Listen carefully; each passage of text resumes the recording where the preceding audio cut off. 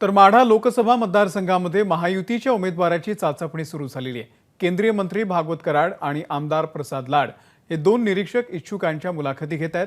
विद्यमान खासदार रणजित निंबाळकर, धैर्यशील मोहिते हे दोघे इच्छुक आहेत। आजच्या बैठकीचा गोपनीय अहवाल प्रदेश भाजपकडे सादर होणार आहे।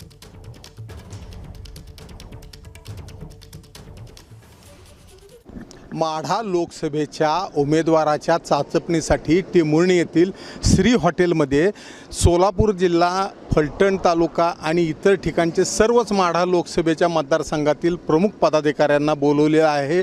मला सांगा, तुम्ही कशासाठी आलेला आहात? आमची मागणी आहे खरं तर एकतर 5 वर्षात निंबाळकर साहेब फिरकले नाहीत आणि आमचा दावाच आहे मोहिते पाटील गटाचा की धैर्यशील मोहिते पाटीलच हे उमेदवार असावेत, असलेच पाहिजेत। यासाठी सर्वजण हो, सगळे तयारीत आहेत, सगळी तयारी आहे आमची। जनतेतून मागणी आहे धैर्यशील मोहिते पाटलांची। गेल्या वेळेला जवळपास 1.25 लाखाचं लीड माळशिरस तालुक्याने दिलं होतं, त्यामुळे भाजपला हा राष्ट्रवादीकडनं मतदारसंघ खेचून घेता आला होता।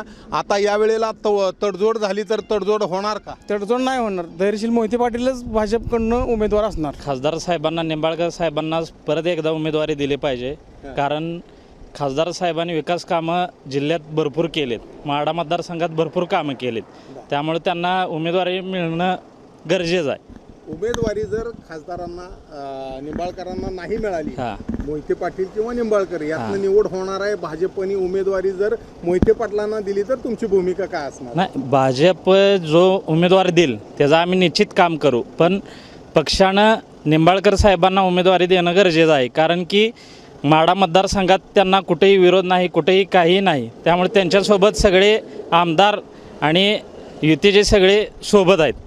त्यामुळं भाजपला या वेळेला माढ्यातून उमेदवारी देण्यासाठी निश्चित विचार करावा लागणार आहे आणि त्यासाठीच एवढ्या मोठ्या प्रमाणात सर्व लोकांना इथं बोलवण्यात आलेलं आहे। म्हणून कॅमेरामन अजित देशपांडेसह सुनील दिवाणी, एबीपी माझा। एबीपी माझा, उघडा डोळे बघा नीट।